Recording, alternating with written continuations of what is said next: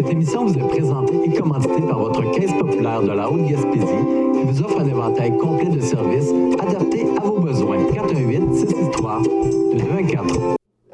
Bonsoir tout le monde, bienvenue à la séance ordinaire du Conseil de Ville de Sainte-Anne-des-Monts, séance du mois de décembre. Alors, quelqu'un propose l'ordre du jour tel que présenté. Benoît Thibault. Et tout de suite, maintenant, adoption des procès-verbaux. 3.1, adoption du procès-verbal de la séance ordinaire du 2 novembre 2020. Quelqu'un propose? Charles Soucy. Et 3.2, adoption du procès-verbal de la séance extraordinaire du 17 novembre 2020. Marc Portelance. J'aimerais apporter une petite information à l'adoption du procès-verbal de la séance extraordinaire du 17 novembre.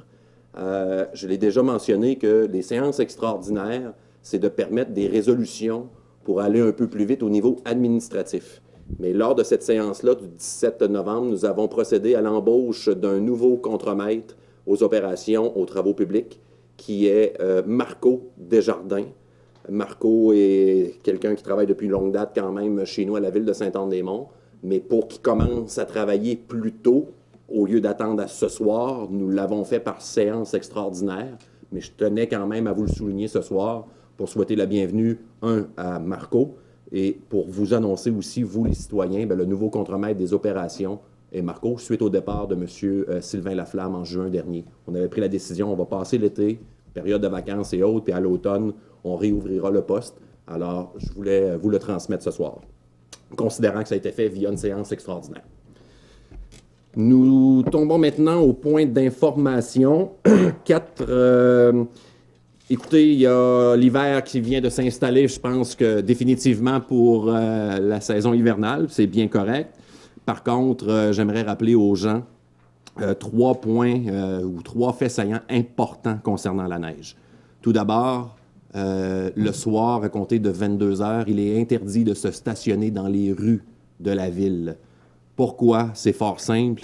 Depuis une douzaine d'années, l'hiver, il y a un chiffre de nuit aux travaux publics, ce qui fait en sorte qu'on paie moins d'heures supplémentaires.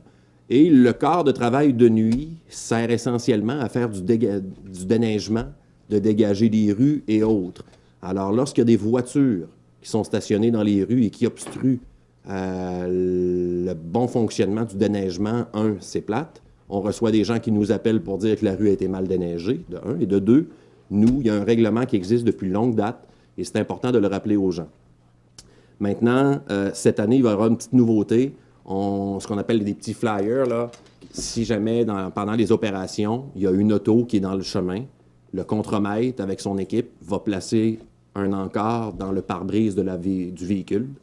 Et la personne fautive, son nom, le numéro d'auto, le plaque, sera pris en note. Il sera pris en note qu'il aura reçu un avertissement par quelque chose qui sera placé dans son pare-brise. Et la fois d'après, ça sera peut-être un remorquage et une contravention à ce moment-là. Ce n'est pas de la mauvaise volonté de notre part, c'est tout simplement pour assurer une meilleure qualité du déneigement sans obstruction. Deuxième point concernant la neige, il est défendu de pousser votre neige dans les rues de la ville. On en voit chaque année, ça crée des frictions, des conflits, des problèmes. À l'occasion, le camion de la ville vient tout juste de passer, puis 30 minutes plus tard, les gens vont aller pousser de la neige dans le chemin, aux abords de la chaussée. Donc ça aussi, c'est prohibé. C'est défendu. On vous demande d'être collaborateur envers le déneigement de vos propres stationnements, de garder votre neige. Et enfin, si vous payez un contracteur en déneigement, sachez que les contracteurs en déneigement, les entrepreneurs, doivent venir ici se chercher un permis et de donner leur liste de clients. Donc, le contremaître, avec l'équipe des travaux publics, lors d'opérations de déneigement, s'il constate qu'un contracteur privé qui a pris de la neige chez vous puis qui l'a mis dans le chemin, par exemple, nous, on sait, selon la liste de clients, c'est qui le contracteur de déneigement. Donc, on peut donner une amende et le propriétaire aussi se verra fautif et de peut-être recevoir une amende. Donc là, ce n'est pas les menaces, OK? Je voulais quand même vous faire un portrait là, des items à respecter lors des opérations de déneigement. Ce qu'on souhaite ce soir, c'est plutôt de rappeler qu'est-ce qui est permis, qu'est-ce qui ne l'est pas, et de demander votre collaboration pour assurer les bonnes opérations du déneigement du service des travaux publics de la ville de Sainte-Anne-des-Monts, tout simplement. Alors, voilà. Un peu plus joyeux, il y a une bonne nouvelle pour Sainte-Anne-des-Monts. Autobus des Monts, c'est une filiale d'une compagnie de Québec qui s'appelle Trans-Swift et ils ont décidé de construire un siège social gaspésien dans le parc industriel ici à la ville de Sainte-Anne-des-Monts. Donc, la construction, ils ont fait la préparation de terrain, l'acquisition du terrain a été faite, et puis la construction va probablement débuter au printemps. Les systèmes de citernes pour l'approvisionnement en essence et autres est déjà installé, et la ville de Sainte-Anne-des-Monts a permis, pendant la construction, qu'il puisse installer une roulotte de chantier. C'était dans le parc industriel, donc ça se prête quand même assez bien, mais c'est un beau bâtiment qui sera construit. Et un petit siège social gaspésien comme ça, c'est pas souvent qu'on a la chance de vous l'annoncer.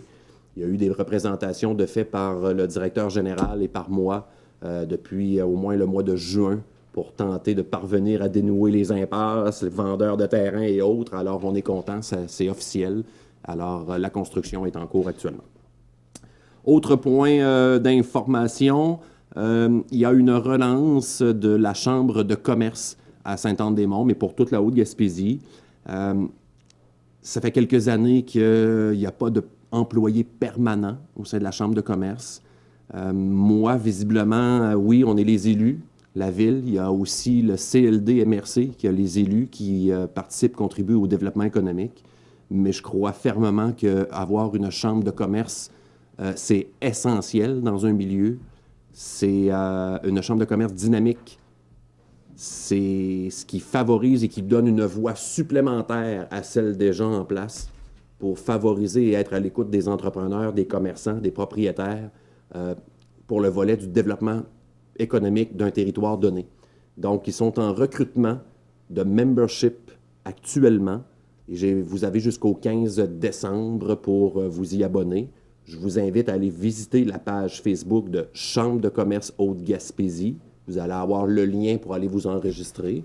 Il y a même un plan aussi. Si une entreprise réfère une autre entreprise, il va se voir une réduction sur son coût de membership. Alors, j'encourage les gens à aller visiter pour avoir un sentiment d'appartenance envers la Chambre de commerce. Ça serait important de faire cette relance-là, tout le monde ensemble, pour favoriser le développement de notre territoire. Autre point d'information, en fin de semaine qui vient de se terminer, il y a un groupe de citoyens de la Haute-Gaspésie qui se sont surnommés les Farouches de la Haute-Gaspésie, ont participé à ce qu'on appelle le 24 heures tremblant. Sûrement, vous avez déjà entendu parler du 24 heures tremblant, qui est essentiellement pour ramasser des sous en lien avec les maladies et les services aux enfants. Bien, considérant qu'il y a eu un groupe de citoyens de la Haute-Gaspésie, notamment plusieurs de Sainte-Anne-des-Monts, et le 24 heures tremblant, eux, ils l'ont fait, mais dans les chic-chocs ici. Donc, la ville de Sainte-Anne-des-Monts a voulu souligner l'apport de ces gens-là ou l'initiative de les citoyens. Et aussi, en même temps, c'était pour une bonne cause. Vous avez remarqué depuis quelques mois, notre collègue Simon Pelletier est absent. Il a vécu une situation personnelle avec un de ses fils qui a été atteint d'une maladie, un cancer.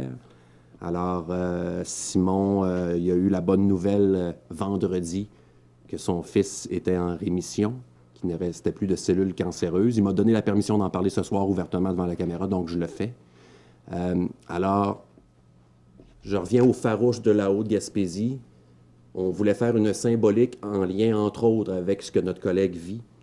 Donc, un don de 200 $, mais qui n'ira pas à la Fondation 24 heures tremblant, qui va aller seulement à la Fondation Charles Bruno, qui est une fondation qui est pour la recherche pour tous les enfants, les recherches sur les cancers chez les enfants. Et en même temps, on voulait souligner le retour de Samuel parmi nous, qui va pouvoir recommencer à revivre. Fait que, salutations, mon Sam. Alors, on voulait lancer le message à la population et un peu pour justifier aussi l'absence de notre collègue Simon depuis quelques mois. Alors, voilà. Nous allons maintenant à la portion Administration 5.1 approbation de la refonte du calendrier de conservation de la ville de Saint-Anne-des-Monts. Essentiellement, c'est une résolution qu'on doit adopter aujourd'hui, puis c'est une nouvelle manière de classer nos documents et les archives de tous les documents que la ville possède. Et on doit faire une résolution pour l'acheminer à la Bibliothèque et Archives nationales de Québec. Donc, c'est un calendrier de conservation de nos documents, tout simplement. Alors, quelqu'un en fait la proposition. Charles Soucy.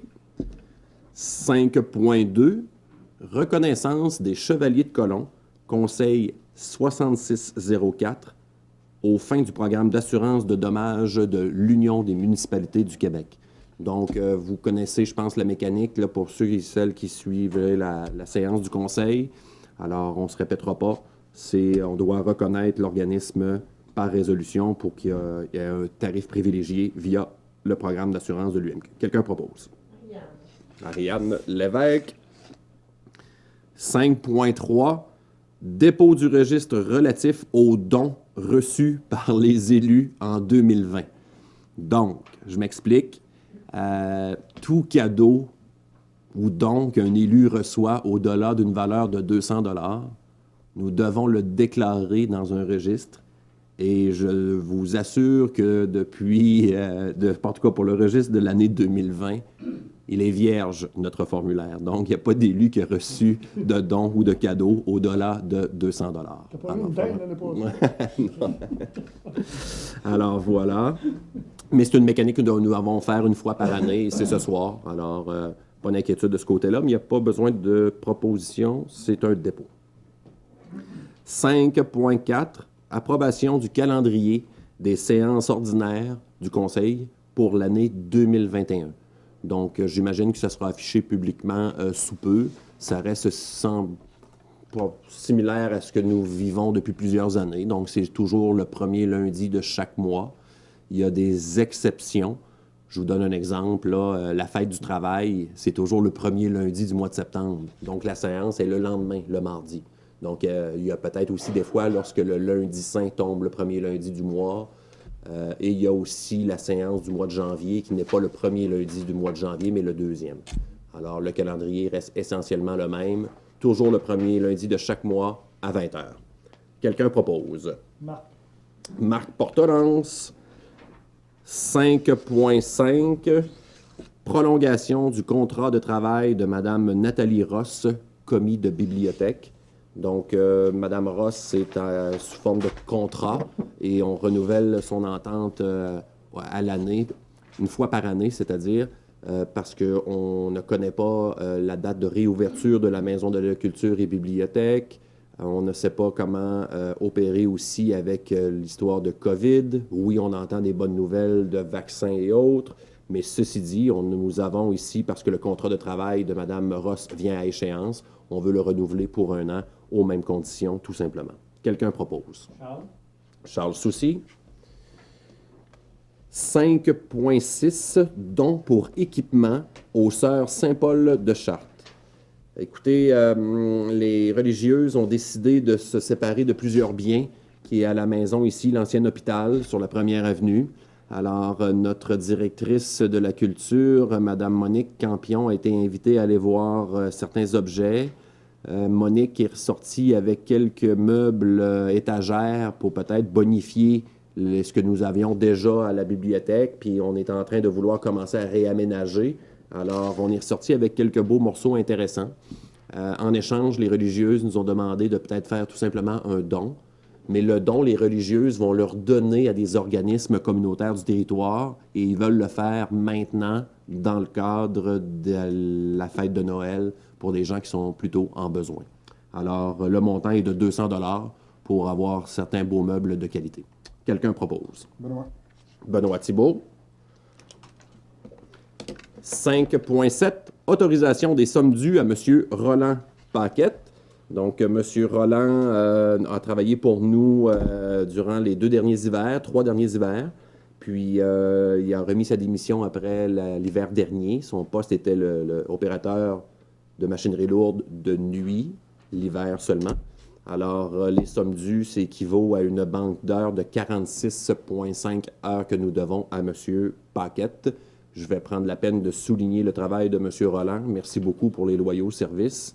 J'ai manqué ma raid de charrue il y a 2 hivers avec lui, mais bon, c'est rien que pour le taquiner. Je devais faire un tour de charrue dans une tempête une fois il y a 2 ans, mais j'ai pas pu parce que M. Paquette a eu un accident avec la fameuse charrue 5 minutes juste avant. C'était juste pour y envoyer un petit clin d'œil. Merci, M. Paquette, pour les loyaux services. Et la résolution ce soir est pour les sommes dues de 46,5 heures. Quelqu'un propose? Jacques Letourneau. 5.8. Acceptation de l'offre de services professionnels de Stantec, étude de faisabilité technique pour notamment une piste de vélo, ce qu'on appelle pump track, et peut-être réalisation de sentiers qui pourraient se rendre jusqu'au centre de plein air. Donc, je m'explique. La SADC, ici à Sainte-Anne-des-Monts, a reçu des enveloppes d'argent pour développer qu'est-ce qui se fait en vélo sur le territoire de la Haute-Gaspésie. Mais pour Sainte-Anne-des-Monts, les volets qui pourraient y être développés sont entre autres pump track, circuit qui pourrait partir justement du pump track, sentier du Petit-Bois, aller jusqu'au centre communautaire, au centre de plein air, où ce que Vélo des Monts a acheminé un circuit de vélo de montagne qui pourrait peut-être même aussi rejoindre le sentier du Mont-Pointu. Alors, l'étude de faisabilité faite par la firme d'ingénierie Stantec, les honoraires remontent à 6 000 quelques cents dollars. La somme qui est demandée à la ville de Sainte-Anne-des-Monts est seulement 10 %, donc 680 dollars pour obtenir cette étude de faisabilité-là. Alors, voilà, quelqu'un propose. Benoît. Benoît Thibault. Allô, Benoît? 5.9, aide financière pour les paniers de Noël. Alors, voici, chaque année, il y a un groupe de bénévoles, des organismes communautaires, les Chevaliers de Colomb, qui font la guignolée, qui ramassent des sous pour permettre l'achat de paniers de Noël. On a conservé le mot panier de Noël, mais maintenant, c'est des cartes cadeaux chez Métro qui sont offerts aux gens qui se qualifient pour obtenir de l'aide pour avoir les paniers de Noël, la nourriture. Les cartes cadeaux chez Métro, elles sont bloquées pour acheter tabac, loterie et alcool. Donc, c'est vraiment pour le manger. Vous savez, avec le contexte de la pandémie COVID, la cueillette d'argent ne s'est pas faite de la même manière, puis n'a pas été aussi productive que les années antérieures. Donc, le conseil de ville, ce soir, au lieu d'octroyer, on octroyait à chaque année 567 $, soit le coût de la publicité dans le journal, qui était le formulaire pour que les gens puissent se qualifier. On a décidé de ne pas payer ça.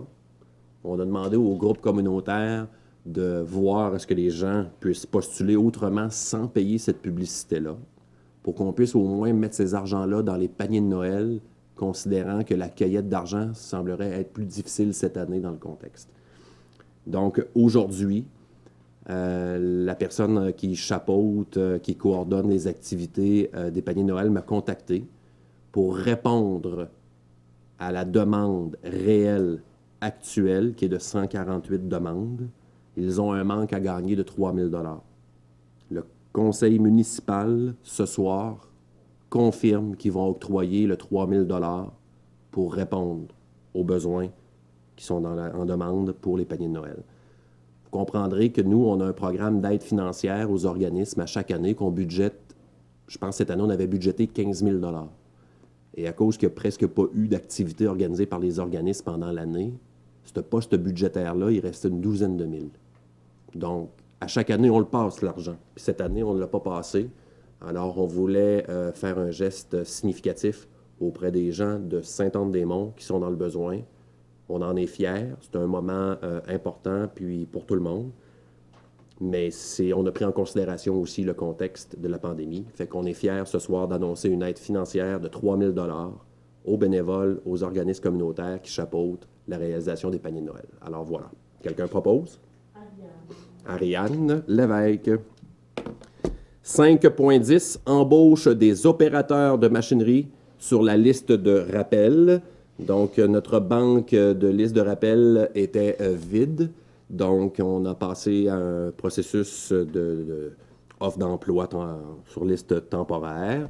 Il y a eu des tests routiers qui ont été faits avec les candidats qui ont été sélectionnés.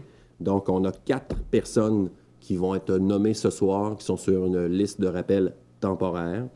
Donc, il y a un ordre, et c'est lorsqu'il y aura un besoin, c'est cet ordre-là que la Ville respectera. Donc, en 1, M. Danny Dion. En 2, M. Hugues Pelletier. En 3, M. Roland Paquette, qu'on vient de nommer, qui est à la retraite, mais il dit « Si jamais vous avez besoin, appelez-moi ». Je salue M. Roland encore une fois. Et en 4, M. Carole Demers, qui a déjà travaillé également pour la Ville, qui se rend disponible si jamais on avait des besoins. Donc, quelqu'un propose la liste des 4 opérateurs sur liste temporaire. Jacques Letourneau. Sur liste de rappel. Je dis liste temporaire, mais c'est pas vrai. C'est sur la liste de rappel. Jacques Letourneau. 5.11. Embauche de personnel pour les patinoires extérieures. Donc, malheureusement, M. Sylvain Gaumont, qui était notre coordonnateur des patinoires extérieures depuis quand même plusieurs années, a décidé de prendre une pause cet hiver. Il a eu à pas à se battre, mais à se chicaner puis à faire la morale aux gens pour les mesures sanitaires. Alors, il dit, je prends une pause cet hiver, je respecte sa décision, puis je vais prendre la peine aussi de saluer tout le travail que Sylvain a apporté pour nous lors des patinoires extérieures. Peut-être qu'après COVID, Sylvain sera de retour. Alors, merci Sylvain. Ceci dit, on a eu la difficulté à embaucher des gens parce que nous faisions affaire beaucoup, nous, avec le Centre local d'emploi pour l'embauche de différentes personnes via des programmes de subvention salariale, ce qui faisait qu'il y avait un plus faible coût d'opération pour nos 2 patinoires, soit celle de secteur Tourelle et ici à Saint-Anne-des-Monts. Donc, on est chanceux. On a un employé, nous, saisonnier à la ville de Saint-Anne-des-Monts, M. Martin Terrien, qui a accepté le salaire horaire qu'on offrait pour les patinoires. Il dit, je suis le chômage, moi, puis je vais y aller cet hiver faire une patinoire. Alors, Martin Terrien sera embauché. Et nous avons finalement, le Centre local d'emploi nous a trouvé un candidat qui est M. Luc Lepage, qui lui sera subventionné à 100%. Donc, nous sommes ici pour assurer l'ouverture des 2 patinoires. Nous procédons à l'embauche de M. Terrien et de M. Lepage par résolution ce soir. Oh, je m'excuse, oui, et M. Nicolas Terrien, je m'excuse. Donc, nous embauchons ce soir M. Luc Lepage, Martin Terrien, Nicolas Terrien pour l'entretien des 2 patinoires extérieures du territoire. Nouveauté aussi que nous allons vous transmettre, c'est le mode d'opération des patinoires. Avant, il y avait toujours une surveillance pour les bâtiments pour que les gens puissent aller changer le patin. Cet hiver, on va amorcer la saison avec moins de surveillance, mais les bâtiments seront ouverts. Beaucoup de régions avant COVID opéraient de cette manière-là. Et puis, on est en pourparlers avec, bien sûr, une représentante du CIS Gaspésie pour voir les mesures sanitaires à appliquer pour opérer nos patinoires extérieures. Donc, tout sera fait selon les normes et les activités extérieures seront privilégiées et préconisées dans les directives de la santé publique. Alors, on va suivre les procédures, inquiétez-vous pas. Fait que pour l'instant, on vous reviendra avec plus d'informations parce qu'on est dans le processus de les fabriquer et de les ouvrir bientôt.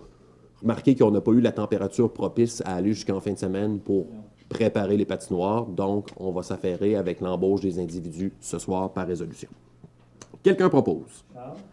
Charles Soucy. 5.12. Mandat à avocat BSL, mise à niveau de la Maison de la Culture. Je crois avoir effleuré le sujet il y a peut-être le mois dernier ou le mois d'avant. Vous vous rappelez, hein, la construction était partie un peu sur les chapeaux de roue avec la non-fourniture de poutrelles d'acier. Alors, il n'y a pas un once de travail qui pouvait avancer tant qu'on n'avait pas ça.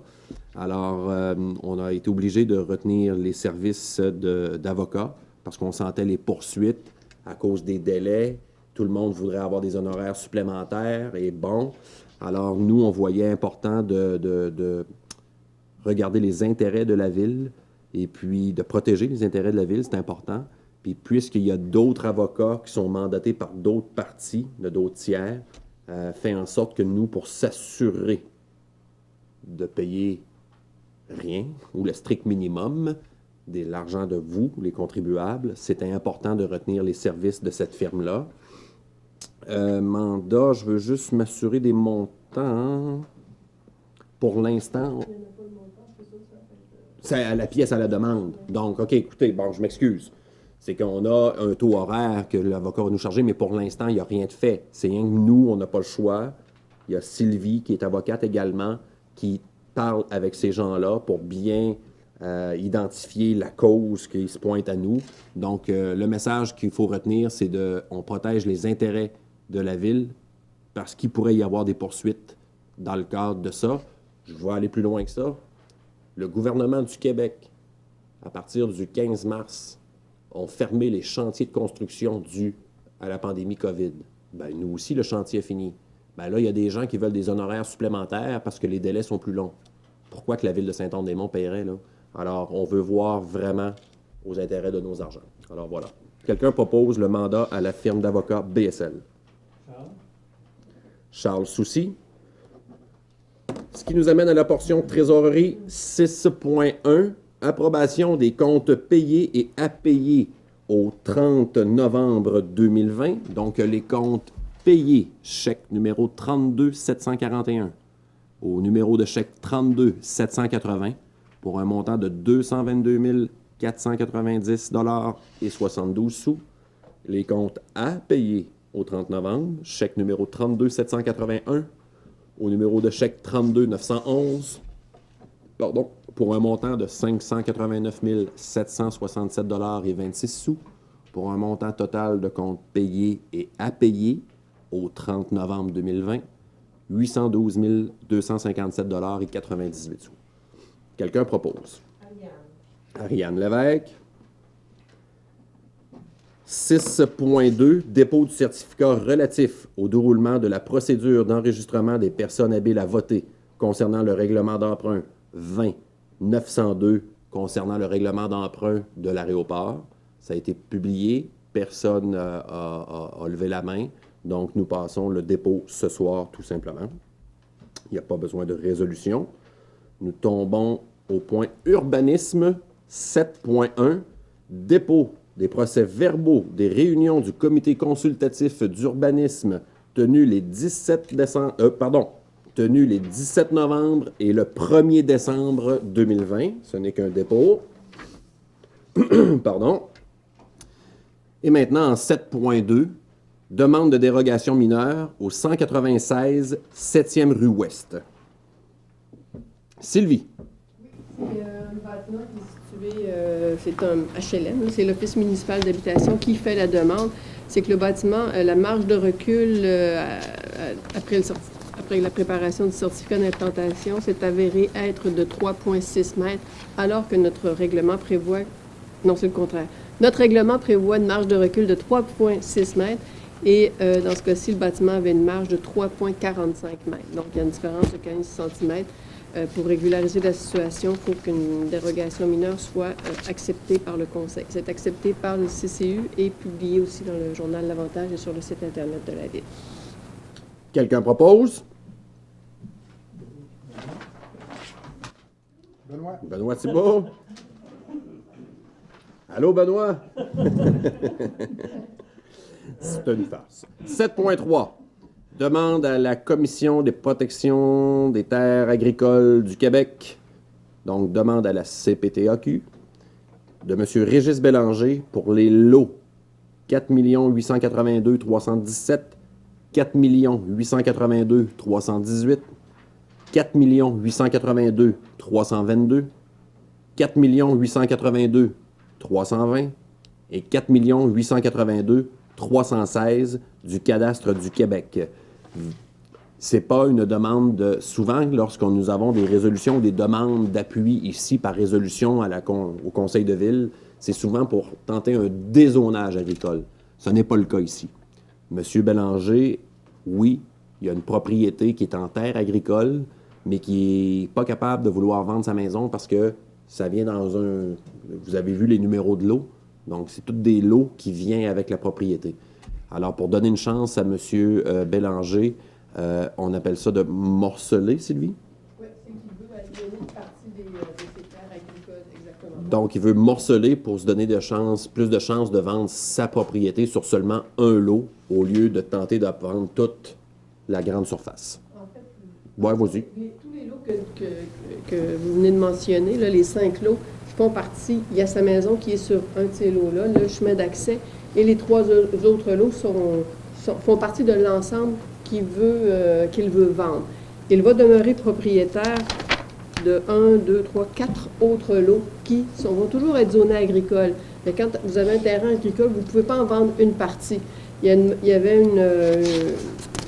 propriétaire avait déjà eu une autorisation de la commission pour construire une résidence parce que normalement, tu n'as pas le droit d'avoir un usage autre qu'agricole sur des terres qui sont zonées. Quand je dis zonage agricole, c'est par la CPTAQ, c'est pas le zonage agricole de la ville.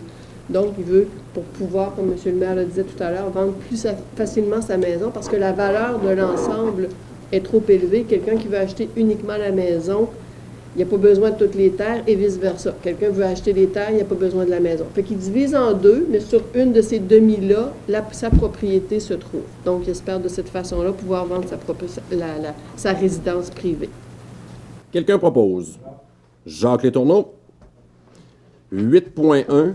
Avis de motion et dépôt du projet de règlement 20-905 modifiant le règlement numéro 15-809 concernant la création d'une réserve financière pour la mise à niveau de la Maison de la Culture. On va prendre une petite pause ici pour expliquer la situation du montage financier de la Maison de la Culture. Je pense que c'est important. Je ne sais pas si les gens se rappellent, bien sûr, il y a 2 ans, il manquait 1,5 million via le montant de la subvention que nous avions. On est allé en appel d'offres, il y avait 4 soumissionnaires, et le plus bas soumissionnaire se situait à 1,5 million plus cher que notre budget prévu. Alors, on a usé de stratégie à ce moment-là. On a couru après une partie d'argent au provincial et une partie d'argent au fédéral. Mais pour tenter notre approche, pour demander de l'argent supplémentaire, ce que nous avons fait à l'époque, c'est qu'on s'est dit, avec le conseil de ville, on va montrer un bon geste de bonne volonté ou de bonne foi, parce que si on demande la totale sans qu'on remette un sou noir, ils vont dire, vous autres, vous mettez combien? Alors, on a pris les devants, on a tagué 150 000, on demandait 650 000 au provincial et au fédéral, et on a réussi. Donc, ce 150 000 $-là, aujourd'hui, on le monte à 225. Je vais juste m'en assurer, c'est aujourd'hui 225. Donc, de 150 à 225, c'est le petit imprévu et autres, qui est normal dans un pas pire chantier de construction comme là. Et l'autre mise de fonds de la ville de Saint-Anne-des-Monts se situait à 284 000.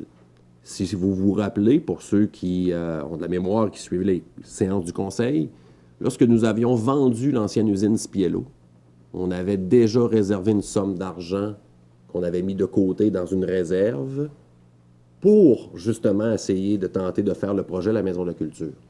Donc, en argent propre de la ville, au maximum, c'est 509 000 $ que la ville investit dans la Maison de la Culture pour un projet d'au-delà de 6 millions.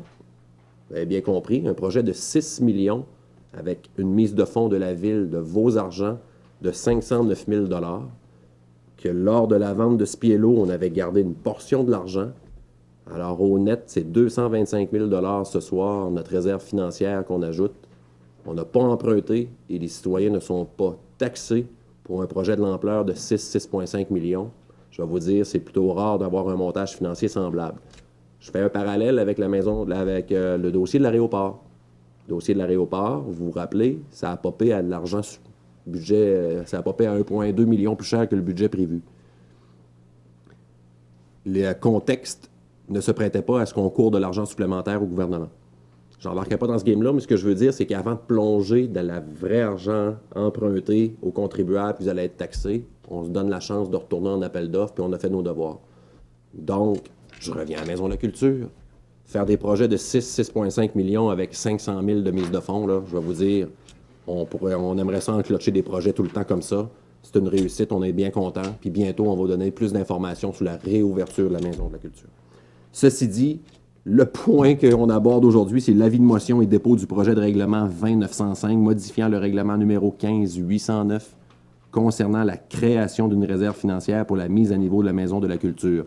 Donc, si vous comprenez bien, c'est que notre ancien règlement Il y avait le 284 000 que nous avions tagué à la vente de Spiello. Aujourd'hui, on modifie ce règlement-là par un nouveau numéro de règlement pour fusionner notre mise de fonds de 225, alors ce qui fait 509 000. Quelqu'un propose? Charles Soucy. 9.1 Travaux publics. Acceptation de soumission dans le cadre de l'appel d'offres pour vente de matériel excédentaire. Donc, nous avons procédé à une vente de matériel excédentaire. Ça a été publié un peu partout. On a réussi à vendre 4 items. On avait, sur tous les items qui étaient à vendre, il y avait un prix de départ minimum. Alors, les 4 items, les prix ont excédé le prix de départ. C'est parfait. Est-ce que je donne les gagnants et les montants? Oui. Je fais ça, moi? Parfait. Il y avait un souffleur à neige détachable qui était quand même âgé. Le prix de départ était de 950 $. Le gagnant est Transport élevé incorporé à 4235. Il y avait un cube de marque Ford de 2005. Le prix minimum de départ, nous demandions 300 $. C'est le dépanneur Le Riverain qui a remporté les enchères à 2000, prix de départ 300. Autre item que nous avons vendu, qui est le compacteur à gravier. Le prix minimum était de 75 $. Encore une fois, le dépanneur Le Riverain a remporté les enchères à 250, prix minimum 75. Et finalement, nous avions une cage d'acier comme de sécurité. Encore une fois, le dépanneur Le Riverain a soumissionné à 100 $. Le prix de départ était à 50. Alors, ce soir, nous passons la résolution pour autoriser le directeur des travaux publics à effectuer les ventes via les soumissions reçues en bonne et due forme. Quelqu'un propose?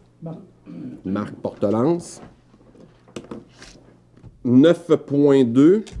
Achat d'une pelle à neige Ford F350. Le coût est à une pelle à mettre devant un pick-up. Le coût, incluant les taxes, 11 725,93. Quelqu'un propose? Jacques Letourneau. 9.3. Attestation de réalisation de travaux, rechargement de chaussée, route Ruisseau à Pipe. À chaque année, le député provincial octroie un genre de forfait ou de montant discrétionnaire pour améliorer le réseau voirie locale, donc ce qu'on appelle les routes de gravier. Cette année, nous avions décidé de faire des travaux dans la route Ruisseau à Pipe avec le montant d'argent que la députée a octroyé pour nous. Alors, aujourd'hui, on atteste que la réalisation des travaux a été effectuée. On a besoin d'avoir ça comme reddition de compte. Nous passons pour ce soir par résolution. Quelqu'un propose? Ariane Lévesque. Nous tombons à la portion loisirs 10.1, mise à niveau de la Maison de la Culture, paiement 2.4.13 à Mario Briand Inc. Le montant est de 10 319 $, incluant les taxes. Quelqu'un propose? Marc Portelance. 10.2, mise à niveau de la Maison de la Culture, paiement 4.1.12 à LFG Construction.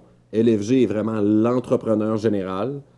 Sachez que dans le présent montant, il y a des retenues en lien avec ce qu'on a fait tantôt. On vous avait dit qu'on avait mandaté une firme d'avocats pour voir à nos intérêts.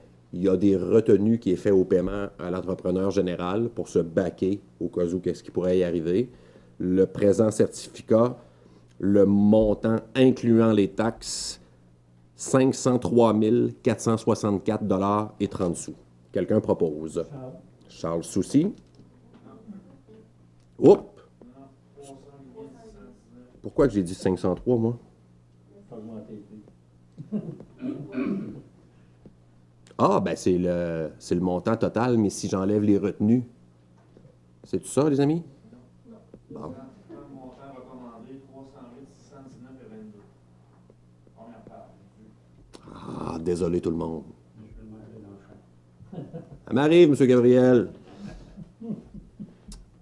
Montant du présent certificat, taxe incluse, 308 619,22. Je m'en excuse. Est-ce que j'ai le droit de ventiler les retenues? Moins une retenue contractuelle de 10 ça c'est normal. Une retenue contractuelle, c'est une affaire. Retenue spéciale pour hypothèque légale de Canam, qui est un fournisseur, une retenue de 155 000. Une retenue spéciale pour honoraires professionnels imputables à la compagnie LFG, montant de 194 000 et quelques dollars. Je voudrais juste vous dire qu'on prend la chose au sérieux et qu'on voit aux intérêts des finances de la Ville. Tout simplement. Quelqu'un propose? Charles Soucy? 10.3, mise à niveau de la Maison de la Culture, paiement 4.1.14, encore une fois à LFG Construction. Montant du présent certificat, incluant les taxes, 483 153 et 15 sous. Quelqu'un propose? Jacques Letourneau. 10.4, mise à niveau de la Maison de la Culture, paiement 38 344 à LSM. Le montant est de 78 803 et 87 sous. C'est LSM, c'est la firme qui fournit les appareils de sonorisation, notamment. Alors, quelqu'un propose? Ariane Lévesque. Messieurs, dames, l'ordre du jour étant épuisé, ceci met fin à la portion télédiffusée. Par contre, notre prochain rendez-vous ensemble à la télévision Haute-Gaspésie aura lieu le 17 décembre prochain à 19h, qui est l'adoption du budget pour l'année 2021. Donc, je vous lance l'invitation, je vous demande d'être attentifs. 17 novembre, 19h. Notez l'heure parce que c'est 19h. 17 décembre. 17 décembre, 19h. Merci tout le monde. Bonne soirée.